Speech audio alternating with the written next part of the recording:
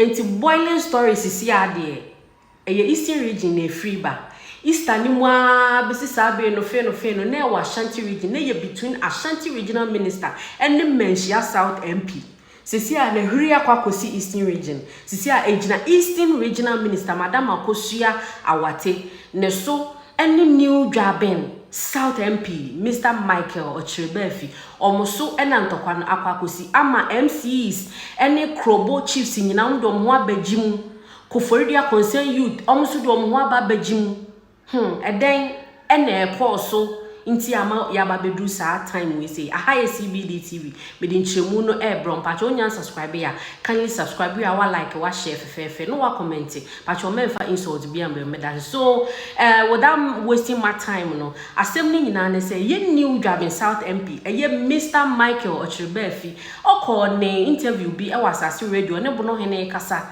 ene nkomo mu ano so omo ba Jackson Park no crampo no na atete apro pansam ena na kufu ado ehwe mo ye ni nyina mo yom the stores bi ene some lounge bi so ebe mu atese hwa ye nika om de amema nkofo but nipa na ohwe so nankasa de ye so ye neutral person bi onye NPP ni ensan so onye NDC ni ena om de man nto gina finfin enti no sa nipa no so ba no so amaya abro wafa adwuma mu Krobo for youth no do na bi mo anya adwuma wo ho no fan atese bi mo ho ato mo anesa na emom na ban sesa ye no chese Madam Rita Akosua Adjei no oma beyi sa papa no afri ho no mo ni papa no hwe sa lounge no e wo Jackson Park oma beyi na afri ho e na omo di obi a chese oye NDC ni a onsan so enti Koforidua krom ho oti akra e na emom o hwe ade no so e wo Koforidua ho we na Okyere Baako kan no chese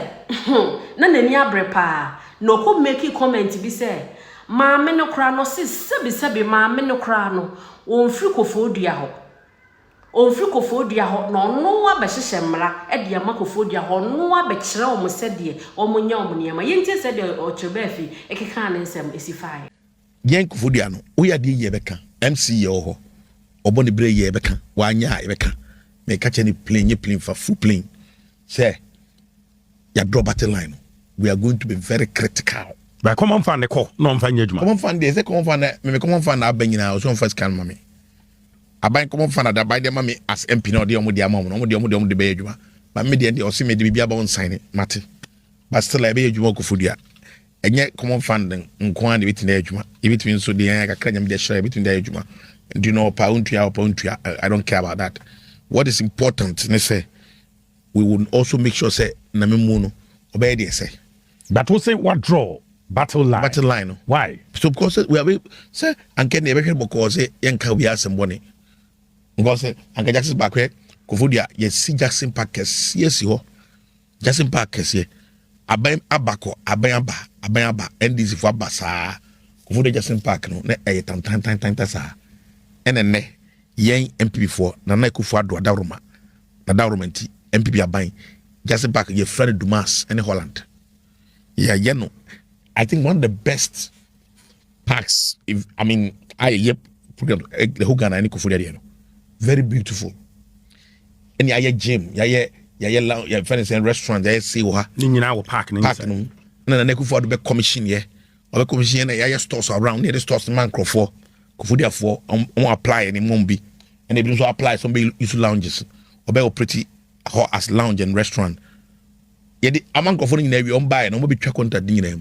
O ma pam sankrofo nyina fio na obi a o si lounge na e ho no onipa na de man Koforidua ni a onye politics o business kakaka sa o lounge ni bi to ba trim ho almost kana ye man tu ani so o be meka ho eno ma je feeling sam no de ma NDC no de man no oba no ono tu ska the same kana almost si sano se ka frache sa se mo ye MC nyansa be na wasade sa asem we MC nyansa be na now see enka and I make a say oh only pan MPP ni onye NDC ni oye Koforidua ni a oye the business ni say on to us no nya na on be for the adwuma yeah what Jeff ni say dey come NDC ni a on nothing cry so me run ade no na ke say Koforidua fo nya ho fa so and na NDC ni so buy no what you ask the same scanner we try now scan so no nti make a MC and I say more and this for more trabe more because my yebu.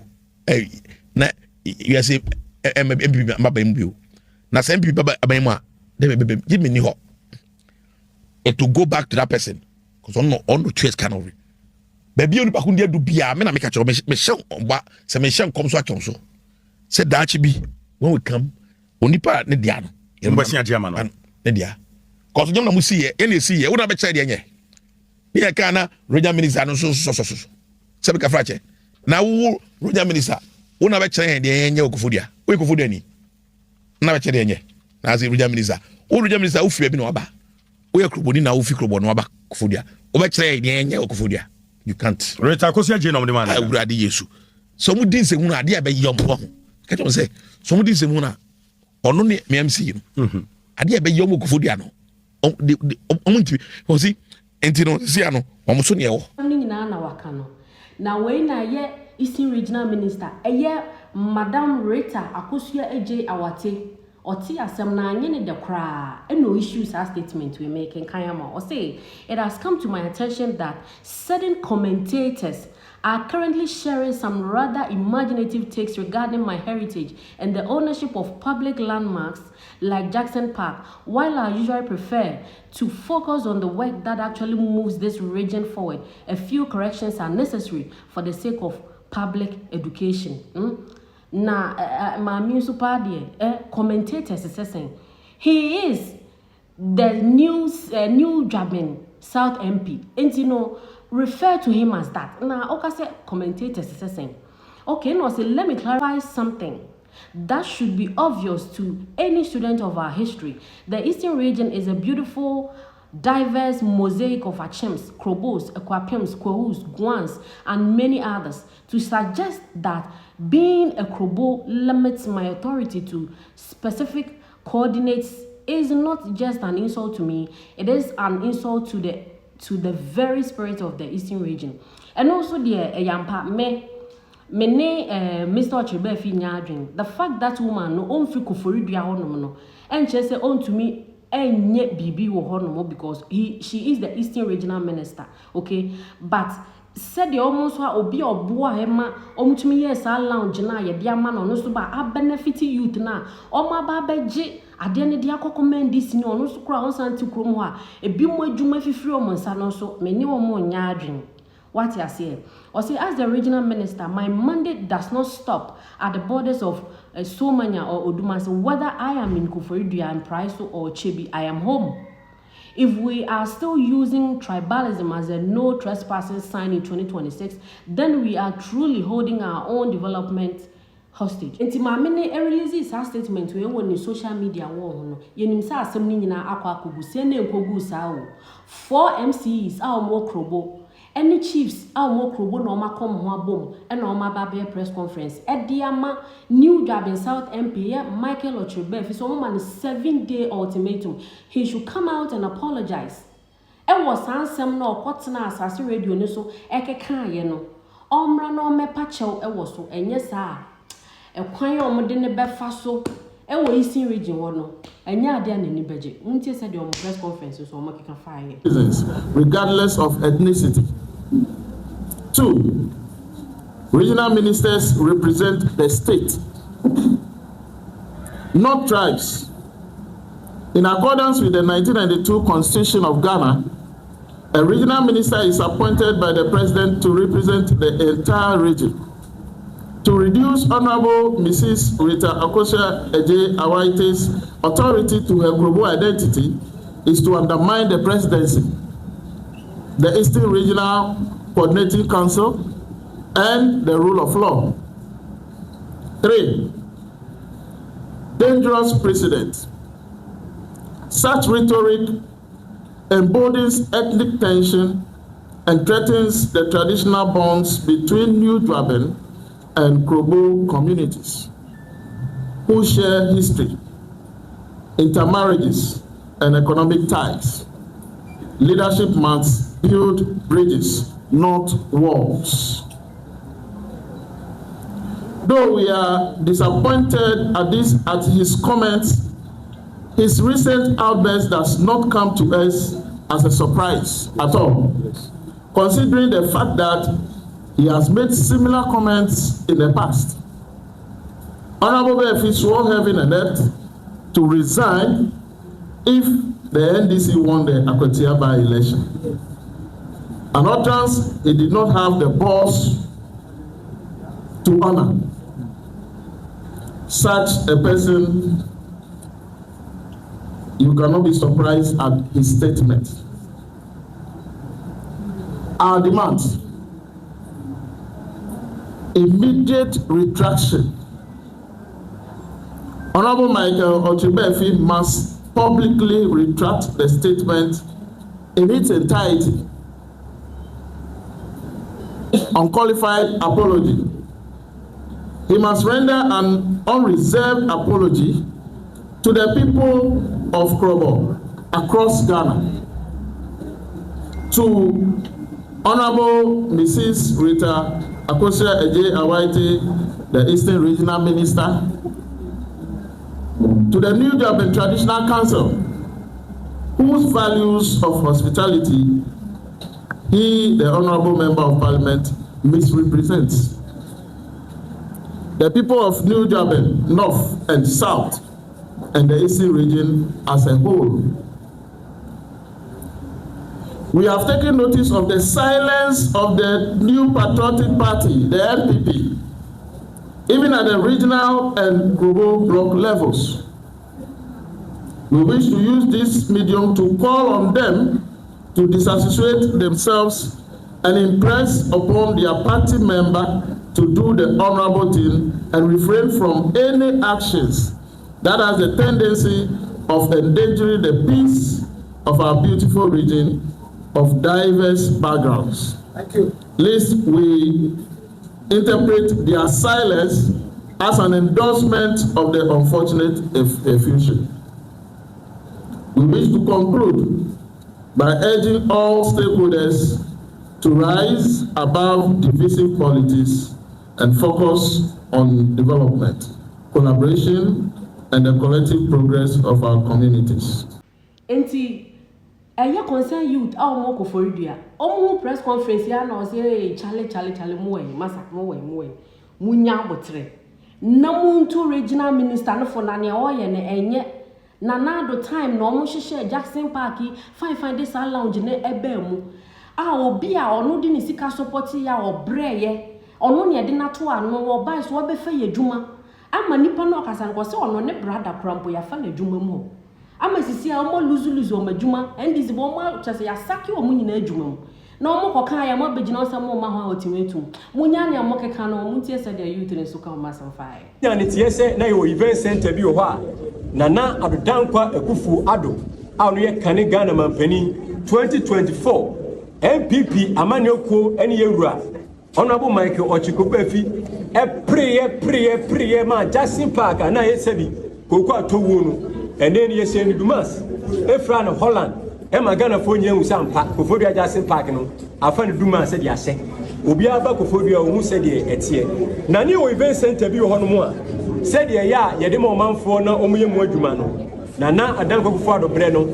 Onipa of you chrome her. Na said yo, why you chrome her Juma, Obia Nimson, on Yaman yourself, all fan on for the Amanosem. No, I hear Juma, a fuck of for Jumam. Ama me amitie me nuanya bi adwuma ye me nua so ma me anya bi adwuma ye no ye de ma no honorable MC ya ono abai na minister oye Eastern Regional Minister ye ma me Rita Akosua Adjei Awartey efa kuntuna se kwan bi so ebo modin a eji sai event center no sabi e di free nua ni no kroma wa fa ye nua no madwuma ma omo ye adwuma di free omo sem na afia ye wura mu ye behu a ye de ama obefoforo a o tinkan sebio a sebita frache kroma no ye nya sebi ni bibia o ya o de bo akro maburu ama kro ye de akodanim ye de ma no ye kobisa ya wo sika ni odi kan ba ni tua no sebi na esu a ekuma bi nanso ye kohwe mu no ni honorable Rita Akosua Adjei Awartey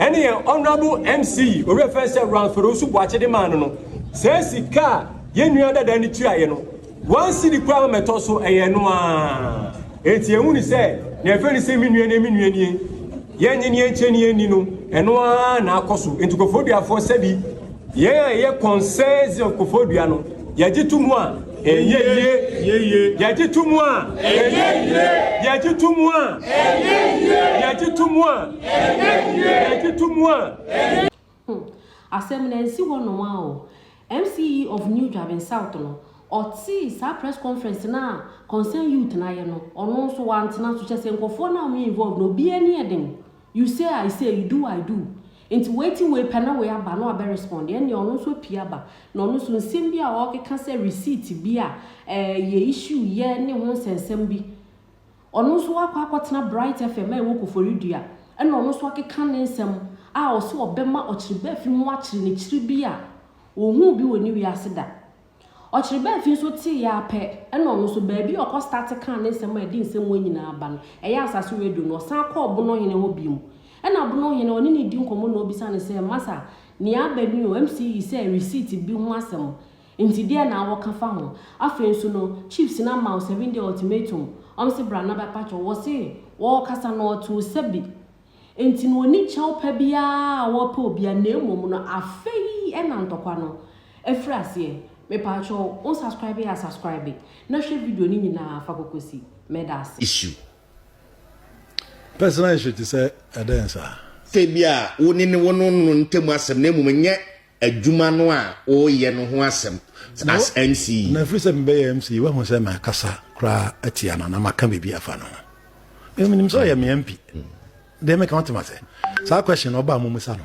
because ono no start sa name no baby obedu bia no he mentions my name or person denigrating me and money ade e bia owo bibi wo ho amanfo nche da anya den enim oda na dia eye mama nko so explain event center na se no o see on the man obi na oni akona na me bae na maba beje e dia ma sebe yenu aba no me bae no ncheche mu e de ma me office ho no there was no letter, there was no documentation bibia na event center no so then the records were why be sa bibia ni wa na da so me you aye na me yes ye de be ma beginning no na obi betia me na so say on the receipt bi abase it's like obi atua esika bi ewo sa event center no and I'm say anane fire wen ye ni fire ye ni bibia ho even receipt ni so me hu ye no so no receipt ni so no on WhatsApp basi ne crowd no sa receipt ni me nye den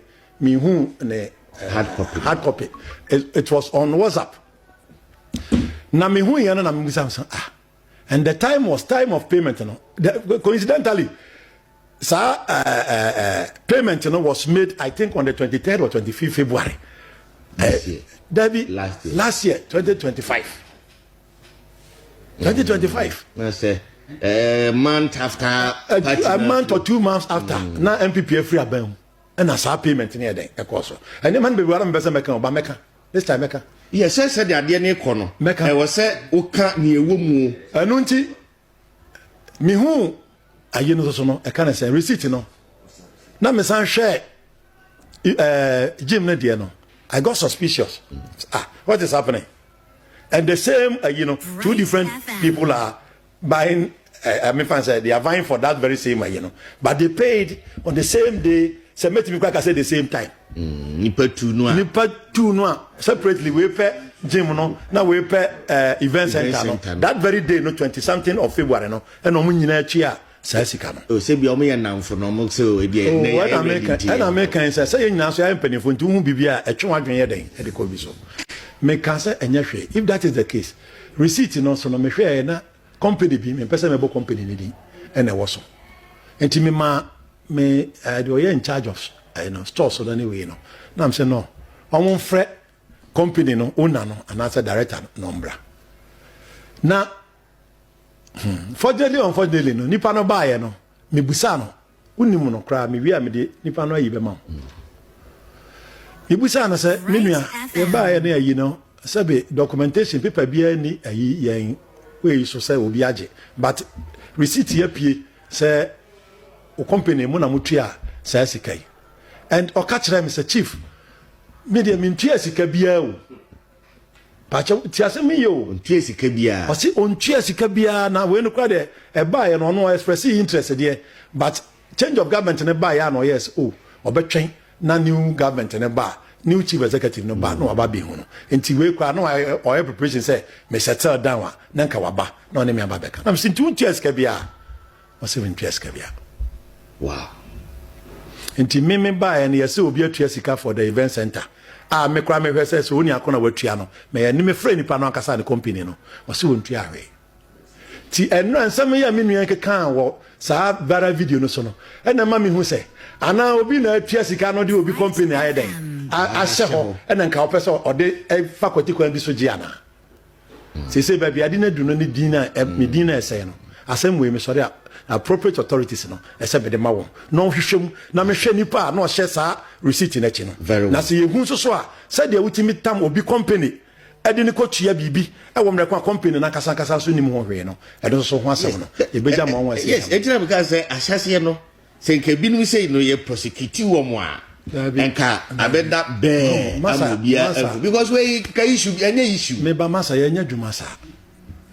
saa baby ameko tena sese ai ochana me den be free ho enti bibia wo ye bia no se de wo pese ye mfa nyewo se wo free ho ye mfa nyewo no na se saa na wo ye e na me ka se saa sem wo yi no nipa me bedi na de no o de me ka wotema se ono ne me nya issue bia adenti na se me kota ma baby asem ni na makofa asem de aba okay na sabe event center no a on kan menua no kan say Jackson Park e na ye na yesi ye e na ye na yesi yes obi anim say NPP de si Jackson Park me nko jamba bia so nka say NDC na be den and na ya make say no kra no e ka wo ho a metua me ka say metua NDC aban etua me ba ye tua bi e de ama contractor no millions of cedis be ba ye me na mbesan ye na say contractor no sika kroman tua ye ntua nwie ye but aban ye continuous they make out mas yentua we say sia kasa yi ene na ansa kra no contractor no ba me office ne balances bi no ne ade ase yeden ye de tua ene mu free ayi opposition na mom na meyo na mom kan chen say sika no kra ma yentua okay esi me ba Jackson Park no mu na mu si ye ba say nyam na mo hwe so sure na me kan so ma ontie ni yenso say enyam na be hwe Jackson Park no so far as the president has brought me here no I am in charge okay and I will be in charge until say president na in his own wisdom no ebeka so Mr. Boache say the medo be bia no what me aye all right my bonia what is that on me several times say makasa ye am apologize what be that when you abro on to some makasa adi will man kan ma apologize na ma ye bi me be that why be paying why be that it my na say ya me apologize but on ya de na adaw ye ne any body so why will you apologize and what will you apologize for what are you going to apologize for enti be anybody as far as we know Krobo I am for and come NDC for no much again almost can say NDC for number on bar press conference omunya him for NDC for now mama me ultimate some akaze we some kafache some we ekobuni eye won yen what the insult is e ga account for the ede some kafache ye de do e bia ye de yen ka ho account for ye de yen asem bia obi amfa ho account for if that is what they want us to elevate the conversation to go there anybody at all can say anything against that account I'm to say me class me to say no but we will not fight but minority tribes CB we like to get now to say me cry say what can say as far as I'm concerned men ka say mboni bia men nye bia me bia me recently me ga ta me ko no man paya me ko eho akom papa kono akom papa ilo ma hine ho akoko pa mo cho se ma oba manu apatire makase biaje fanchere na me yeba that nyina chaw mo radio so have engaged a lot of people many key expert kasa many Koforidua kasa nyina sasa me kai no enye ndia yintini enye mo cha or the nebi be no cha very important we sure say obi otie mi bia tie ka tell me say me ye obi ana me ka obi wani maka tell mo say me ndia ye ko for ni mo ko for na for be me ya be ni for na kasa as a matter of fact paramount chiefs between me and you ko paramount chiefs ni be kwa na kasa and they are against what the people are doing Baako paramount chief Baako say omo ya di for NDC for him because they make na no me sure say me can be as a money me come for me and madam me here. Why would I insult them? Why would I? For what? These are my friends, my people. But idea I also heard me when I say, oh yeah, be na no adwin water. The regional minister na no, while liberty fight to a different level. I've told her in the afternoon. Say, Obia American James nyan to kwana, you make to kwana go baba kwetwa. One regional minister no. And Obia can be. We are not stopping this fight because one was a friends. Yes, sir. Why you from the press conference? Me am Mikasa, me akani na Mikasa. So ndem yakani. Sabi kafaje hello binya. Me town. Me akani yes sir. Na Mikasa na kasa na mikachi akan. Kasa na mikachi akan o kasa. Me ba me sebi ememu. Sebi no HSS asama kan no. Se wo kwa wo dwen se boni kwa na sebi din tinu. Emanu mafom. Me kasa ya de manyi boni. So be to agin boni. And I'm saying to sebi wo ho. And there are several mechanics that may be account. And you say, I was say it will carry the same way said it. If you bank bonnet, they say, what means you baby, MMA and the angel baby. In any case, sir, or no, Jamizano, Ubuna him for no, Ubu cover from the phone cover him for. Or respect him, papa, like over there, he will bomb. Over him for almost Jackson Park, you know, the bomb. When they consulted, when what the man would get, oh yeah, Australia, pack me Australia. On my name, who the man pack Australia, it's for him. Who consulted on my name? And I will take it, I'm going to take it. Info, we respect them. Very important to revered traditional leaders. But what about info, your parliament chief, you don't respect them. Whom we are info? It's about you expect say no customer change say no what the winning what disrespect him now work for no info so when the praise as also magacho bio seminar for the me MP for the Juaben obi o Koforidua bio ni Juaben a open Juaben Koforidua etabeti and let me for Krobo yekuma ko me page the what the boy saying committee openi bi okomu bi atabeti no me pray and then they Juaben me prima abontizuni let's put this indeed there's no way one maka say my boni what is that on me several times say makasa ye am apologize what we be that when you abro on te sama kasa makasa adi man kan ye apologize na my be me be that why be paying why be that it my na say ya me apologize but onya de na we ne any body so why will you apologize and what will you apologize for what are you going to apologize for